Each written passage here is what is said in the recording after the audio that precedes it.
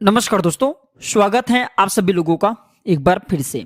सबसे पहले तो मैं आप सभी को दिखाना चाहूँगा, इस प्रकार मेरे हाथ में रखे हुए ये बीज को देख लीजिए। चमत्कारों से भरा हुआ है ये बीज, और ये बीज आपको मैं जो दिखा रहा हूँ ये बहुत ही आसानी से आपको मिल जाएंगे। अगर आप गांव में रहते हैं तो एक पौधा है, उनका ये बीज है चमत्कारों से भरा हुआ। आज मैं आप लोगों को इन्हीं का दिव्य एवं चमत्कारिक प्रयोग बताऊंगा और इसका आयुर्वेदिक लाभ भी बताऊंगा। तो वीडियो को ध्यान से देखना, आज जरा से भी वीडियो को मिस मत करना, क्योंकि आज के जो जानकारी है बहुत ही सुंदर है। आज के जो वीडियो का विषय है बहुत ही सुंदर है। अगर आप जो है आज की वीडियो मिस कर देते हैं, कम से कम अपना 5 से 7 मिनट का बहुमूल्य समय नहीं देते, तो इसमें आपको ही नुकसान होगा। क्योंकि दर्शकों, कोई भी जो जानकारी होती व्यर्थ नहीं जाती, अभी नहीं तो वह जानकारी आगे बाद में चल करके काम आता है। सबसे पहले तो ये बीज देख लीजिए, कुछ इस प्रकार से बीज हैं। फिर मैं आप लोगों को बाद में इसके पौधे की पहचान कराऊंगा। मेरे हाथ में रखे कुछ इस प्रकार से बीज हैं। बहुत से लोगों को ये बीज देख करके समझ में आ गया होगा। इसको रगड़ने से इसमें आग जैसा तीपान आ जाता है, अर्थात इसमें आग जैसा जो गर्मी होती है वो आ जाती है। ठीक है, ध्यान से देखिएगा। इसमें एक प्रकार के कहा जाए घर्षण करने से एक प्रकार के गर्मी आ जाती है और किसी को टच कराते हैं। बचपन में काफी इनसे खेले भी हैं। तो ये जो चमत्कारों से क्यों भरे हैं, इसके अंदर में कौन कौन सी चमत्कारिक गुण पाई जाती, कौन से आयुर्वेदिक प्रयोग पाए जाते हैं, धार्मिक इसका लाभ क्या है, इसे क्या प्रयोग में लाए जाते हैं, सारी जानकारी इस वीडियो में मैं आप लोगों को, सारे दर्शकों को विस्तार से बताऊंगा। सर्वप्रथम तो हमें गर्व होना चाहिए कि भारत भूमि में आज भी हमारे घरों के आसपास में इस प्रकार के पेड़ पौधे पाए जाते हैं जो कि हमारे लिए काफी कीमती हैं। ये चमत्कारों से भरे हुए हैं, लेकिन जानकारी के अभाव में या यूं कहूं तो कोई लोग सही तरीके से हमें दिशा निर्देश नहीं देते, तो ये पेड़ पौधे केवल हमारे लिए घास फूस ही रह जाते हैं, साधारण पौधे ही रह जाते हैं। और अधिकतर देखा जाए तो मैं जो ये बीज दिखा रहा हूं, ये इसके जो फल होता है, इसके जो एक प्रकार के फल होता है, ये उसी के अंदर में इसका बीज पाए जाते हैं। इसके अंदर में काफी कांटा पाए जाते हैं, इसके फल के अंदर में काफी कांटा पाए जाते हैं। इसके जो पौधे हैं उसके अंदर में भी काफी कांटा होते हैं, कटेला पौधे हैं। और सभी दर्शकों को बताना चाहूंगा, जिस पौधे में जितना ज्यादा कांटा होती हैं, जिस पौधे में जितना ज्यादा कटेला होती है, वो बहुत ही ज्यादा आयुर्वेदिक एवं चमत्कारिक गुण से भरे होते हैं। क्योंकि आप सभी दर्शकों को जरूर पता होगा, जो गुलाब की फूल है कितना खूबसूरत होते हैं, कितने अच्छे होते हैं, और इसे प्राप्त करने के लिए कितना कठिन का हमें जो है सामना करना पड़ता है, क्योंकि उनके आसपास में बहुत सारे कांटा होते हैं। इसी प्रकार ये जो चमत्कारिक पेड़ पौधे होते हैं, इसके अंदर में बहुत ही चमत्कारिक लाभ होते हैं, इसके अंदर में बहुत ही दिव्य गुण होते हैं। इसलिए इसके सुरक्षा करने के लिए आसपास में बहुत सारे कांटा होते हैं, ताकि कोई भी व्यक्ति या फिर कोई भी जो जंगली जानवर है या फिर जो पशु है, उसे साधारण समझ करके ना खाएं या फिर इसे नुकसान करने से बचे। तो इसका कौन कौन सा प्रयोग, इसके नाम जान लीजिए। तो सर्वप्रथम इसका नाम है करंज। ध्यान से देखिए, इसे करंज के नाम से जानते हैं। बिहार में इसे करंजवा के नाम से जाना जाता है। कई जगह इसे लता करंज के भी नाम से जानते हैं। इसे तेलुगु में कागू के नाम से जानते हैं। इसका हिंदी नाम पापर भी है। इसे ओरिया में कोनिया के नाम से जानते हैं। इसे ओरिया में कोनिया के नाम से जानते हैं। और ये बीज देख करके पहचान लीजिए, शायद आपको समझ में आ जाएंगे कि इसे आपके यहाँ किस नाम से जाना जाता है। शायद इसका अंग्रेजी नाम हमें पता था, इसका अंग्रेजी नाम है इंडियन बीज। ठीक है, इसका अंग्रेजी नाम है इंडियन बीज। इसे कई जगह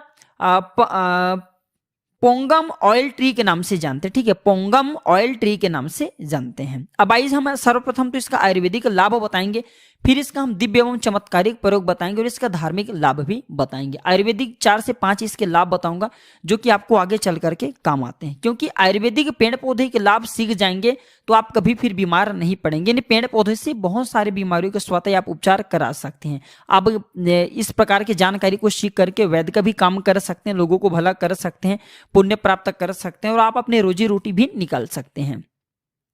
प्राचीन ज्ञान चैनल का मकसद है जनहित एवं जन कल्याण करना, इसलिए आप सभी दर्शकों को इस प्रकार ज्ञान भरी जानकारी बताता हूं, ताकि आप सभी दर्शकों का कल्याण हो। तो आप हमारे समाज कल्याण में इस प्रकार के जो चल रहे हैं, एक प्रकार के कार्यक्रम है, आप इसमें हमें योगदान जरूर दीजिए। हमारे चैनल को सब्सक्राइब कर हमारे सपोर्ट जरूर करें, ताकि हम पेड़ पौधे की जानकारी भारत भूमि के हर गाँव में, हर कस्बों में, हर शहरों में यूट्यूब चैनल के माध्यम से आम जन तक पहुंचाने के जो प्रयास करें वो सफल हो। तो सर्वप्रथम इसका जो प्रयोग होता है गंजापन में। ठीक है, गंजापन में इसके जो बीज होता है, इसके बीज से निकला हुआ तेल, ठीक है, इसके बीज से निकला हुआ तेल से अगर गंजापन हिस्से में मालिश किया जाए तो आपके जो झड़े हुए बाल हैं वो पुनः धीरे धीरे उगना शुरू हो जाते हैं। इसमें समय लगता है, 4 से 5 महीने का समय लगता है, लेकिन पूरी तरीके से आपके जो झड़े हुए बाल हैं पुनः सर पे आ जाते हैं। क्योंकि आयुर्वेदिक दवा धीरे से काम करते हैं लेकिन 100% कम करते हैं। तो गंजापन दूर करने के लिए इसके जो बीज होता है, इसका दूसरा प्रयोग बता रहा हूँ, इसके जो बीज होता है, सरसों का तेल होता है, दोनों को मिला करके भी मालिश करने से गंजे सर पर बाल आते हैं। इसके बाद ये दांत दर्द का रामबाण दवा है। इसके बीज को जला करके भस्म तैयार कर लीजिए। ध्यान से सुनिए, इसके बीज को जला करके भस्म तैयार कर लीजिए और इस भस्म को आपके जिस हिस्से में दांत में दर्द हो रहा है उस हिस्से में लगाइए। तो ये दांत के कीड़े को तत्काल मारता है और किसी भी प्रकार से पायरिया के कारण, दांतों में सड़न के कारण, दांतों में बैक्टीरिया के कारण, किसी भी कारणवश अगर आपके दांतों में दर्द बना हुआ है तो वह दर्द जड़ से समाप्त हो जाते हैं।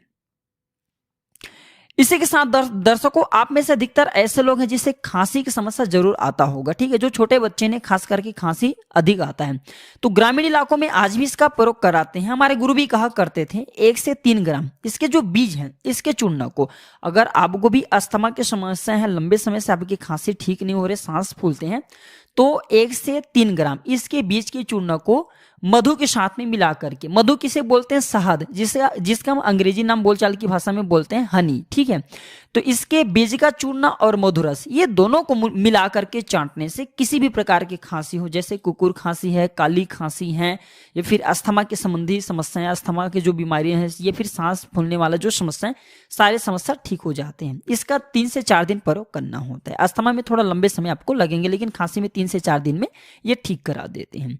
इसके बाद अगर आपको भूख नहीं लगती, आप में से अधिकतर ऐसे लोग हैं जिन्हें भूख नहीं लगते होंगे या फिर पेट में दर्द बना होता है। ध्यान से सुनिए, किसी भी प्रकार के आपके पेट में दर्द हो रहे हो तो इसके 1 से 2 ग्राम इसके फल, इसके जो फल हैं, इसके 1 से 2 ग्राम इसके फल को आपको भून लेना है। आपको इसे आग में जला लेना है, भून लेना है।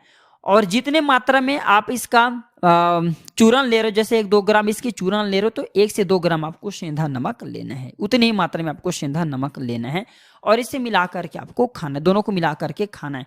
तो किसी भी प्रकार के आपके पेट में दर्द हो रहा है, जैसे कृमि के कारण पेट में दर्द हो रहा है, या फिर किसी भी समस्या के कारण आपके पेट में दर्द हो रहा है, गैस बनते हो, तो बिल्कुल ही आपके पेट में होने वाले दर्द समाप्त हो जाते हैं। तो ये थे इसके कुछ आयुर्वेदिक प्रयोग। इसके आयुर्वेदिक प्रयोग के अंतर्गत बवासीर, गला का खराश, गठिया की जो दर्द हो रहे हैं वो भी इसी से ठीक होता है। कभी इसके बारे में विस्तार से बताऊंगा।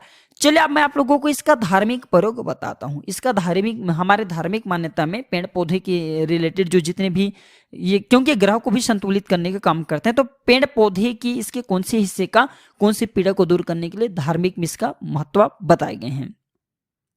वनस्पति शास्त्र के अनुसार अगर किसी को पीलिया की बीमारी हो या फिर सूर्य संबंधी पीड़ा हो, ध्यान से सुनिए, क्योंकि सूर्य को ग्रहों का राजा कहा जाता है। नवग्रह में जो राजा कहे गए हैं आदित्य भगवान सूर्य नारायण। तो इसके पंचांग से, इसके जो पंचांग होता है, इसके पंचांग को, ठीक है, नहाने के पानी में डाल लीजिए, उबाल लीजिए। अब इसके पंचांग को, जिससे पीलिया की बीमारी हो या फिर सूर्य पीड़ा सता रहे हो, सूर्य पीड़ा में चर्मा की बीमारी भी आती है, तो केवल 3 दिन आपको, रविवार और बुधवार के दिन में केवल 3 बार आपको नहलाना है। कैसा भी किसी भी प्रकार के चर्म संबंधी बीमारी हो, पीलिया के रोग हुआ, ठीक हो जाते हैं। या फिर आप 3 बुधवार नहला ले, या फिर 3 आपको रविवार नहलाना है। इसके बाद स्थिर ग्रह को जागृत करने के लिए, जैसे कि आपके जो कुंडली में ग्रह स्थिर हो गई हैं, आपके भाग्य साथ नहीं दे रहा, आपके भाग्य चमक नहीं रहे, आपके जो दिन, जो रोटी रोजी के एक प्रकार के साधन होते हैं बिल्कुल स्थिर चल रहे हैं, तो आपको करना क्या है, स्थिर ग्रह को मजबूत करने के लिए आपको ये जो देख सकते हैं बीज, इसका बीज का प्रयोग कराना है। ठीक है, इसे किस प्रकार से बीज का प्रयोग कराना है, आपको अंगूठी की भांति या फिर गले में लॉकेट के भांति आपको इसे पहनना है। बिल्कुल आप लॉकेट के भांति चांदी में मड़वा करके धारण कर सकते हैं, बहुत आसानी से ये बन जाते हैं। तो बहुत ही लाभ देते हैं आपके ग्रह को, जो ग्रह आपके कहा जाए आपको नुकसान पहुंचाते हैं, या फिर जो ग्रह आपके स्थिर है, जागृत अवस्था में उसे जगाने का काम करते हैं, मजबूती प्रदान करते हैं। ये भी कहा जाता है माला बनाकर कि इसके पहनने से नजर दोष नहीं लगते। आज भी छोटे बच्चे को, बहुत जगह आप देखना, छोटे बच्चे को इसके माला बना करके पहनाते हैं, नजर दोष नहीं लगने देते। इसके माला सिद्धियों के लिए भी लोग बनते हैं, जैसे कि जो साधु संत महात्मा लोग हैं, हमने अधिकतर इसके माला पहने हुए तांत्रिक लोगों को ही देखे हैं। तो इसके माला बना करके धारण करने से सिद्धि की प्राप्ति होती है। कभी इसके बारे में बताऊंगा कौन सी सिद्धि की प्राप्ति होती है। इसके बीज घर के वास्तु को भी मजबूत करने का काम करते हैं। इसके बीज को अगर आप अपनी जमीन में या फिर घर में, जैसे आप वास्तु मानते हैं, जो लोग मानते हैं उनके लिए बता रहा हूँ, ठीक है, क्योंकि वास्तु घर के मजबूत होते तो हमारे घर में धन दौलत का आगमन भी होता है। तो इसके 5 बीज को लाल कपड़े में बांध करके आप अपने घर के उत्तर दिशा में रखते हैं, तो इससे आपके घर के वास्तु मजबूत होते हैं। इसी के साथ आपके घर में धन आगमन का साधन खुलते हैं, आपके घर में तेजी से धन आते हैं, सभी मार्ग से धन आना शुरू होते हैं। आप चाहते हो तो इसके बीज को जमीन में आप अपने घर में दबा करके भी रख सकती हैं। फिर घर के मुख्य द्वार है वहां पे इसके 5 बीज को लाल कपड़े में बांध करके रखते हैं, तो ये घर को पूर्ण रूप से सुरक्षा प्रदान करते हैं। आपके घर में वास्तु कमजोर हो उसे प्रबल कर देते हैं, अर्थात आपकी जो वास्तु कमजोर जो आपको नुकसान करें उसे इस प्रकार से प्रबल करेंगे कि आपको फायदा पहुंचाना शुरू कर देते हैं। इसी के साथ ये आपके घर में ऑरा को बढ़ाते हैं, जिससे दूसरे व्यक्ति की बुरी नजर नहीं लगती। चलिए मैं आप लोगों को अब इसका 2 गुप्ता प्रयोग बता रहा हूं, शायद ये गुप्ता प्रयोग आपको कोई नहीं बताएंगे। वीडियो में कंटिन्यू बने रहना। अभी तक वीडियो को लाइक नहीं किया तो वीडियो को लाइक कर चैनल को सब्सक्राइब जरूर कर लेना और कमेंट बॉक्स में जय हिंद जय आयुर्वेद जरूर लिखना, क्योंकि हमें गर्व होना चाहिए कि हमारे भारत भूमि में आज भी इस प्रकार के पेड़ पौधे हैं जो कि हमारे तमाम प्रकार की समस्याओं को चुटकी में दूर करने में समर्थवान है। लेकिन जानकारी के अभाव में इस प्रकार के पेड़ पौधे की मिलने वाले जो फायदा इसे हम अनजान रह जाते हैं। भारत माता के गर्भ में आज भी इस प्रकार के पेड़ पौधे हैं और हमें गर्व होना चाहिए कि भारत भूमि में ये पेड़ पौधे हमारे लिए अमृत तुल्य है।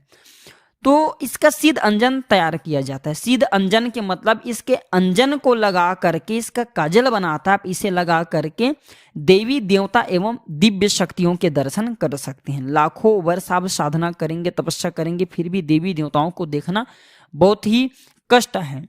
कोई भी व्यक्ति देवी देवताओं को देखने के लिए सिद्धियों की प्राप्ति करता है, बहुत ही कठिन तपस्या करना पड़ता है। इसे आप बहुत ही साधारण से आप इनका प्रयोग करके देख सकते हैं। मैं जो जानकारी बता रहा हूँ ये वनस्पति शास्त्र के आधार पे बता रहा हूँ। इसका सिद्ध अंजन तैयार किए जाते हैं।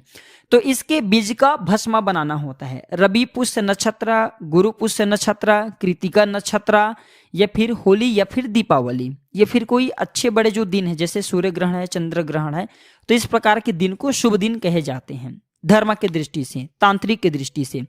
तो इसके बीज का भस्म, ध्यान से सुनिए, इसके बीज का भस्म और काला अंकोल का तेल, ये दोनों को मिलाकर के नेत्र में काजल की तरह लगाने से आपके घरों के आसपास में रहने वाली दिव्य शक्तियां एवं आकाशचरी, जो आकाश में उड़ने वाली जो दिव्य शक्तियां होती हैं, देवी देवता होती हैं, भूत प्रेत होते हैं, पिशाच होते हैं, फिर बहुत सारे गण आ जाते हैं देवी देवताओं की। इस प्रकार की दिव्य शक्ति को आप अपनी नग्न आंखों से इसका सिद्ध अंजन लगाने के बाद देख सकते हैं। इसका एक और दुर्लभ प्रयोग है। कृतिका नक्षत्र में इसके जड़ को ला करके हाथ में बांधने से आपके शरीर में हाथी जैसा बल आ जाते हैं। बिल्कुल ही अगर आप हाथी से लड़ेंगे तो हाथी को भी कृतिका नक्षत्र के दिन अगर आप इसके जड़ को रख करके लड़ते हैं तो हाथी को भी पटक दोगे, हाथी को हरा दोगे, इतना ज्यादा शरीर में बल प्रदान करते हैं। लेकिन हाँ, आपको कृतिका नक्षत्र का ही चुनाव करना है, क्योंकि अलग अलग पेड़ पौधे अलग अलग नक्षत्र में जागृत अवस्था में होते हैं। तो आशा करता हूं कि करंज के बारे में जो दिव्य एवं चमत्कारिक प्रयोग बताए हूं, शायद यह प्रयोग आपके जीवन में मंगलमय एवं कल्याणकारी साबित जरूर होंगे। यह जानकारी कैसा लगा हमें कमेंट सेक्शन में जरूर बताइएगा। आज की जानकारी पर समाप्त करता हूं दर्शकों। वीडियो देखने के लिए धन्यवाद। नमस्कार। जय हिंद जय आयुर्वेद।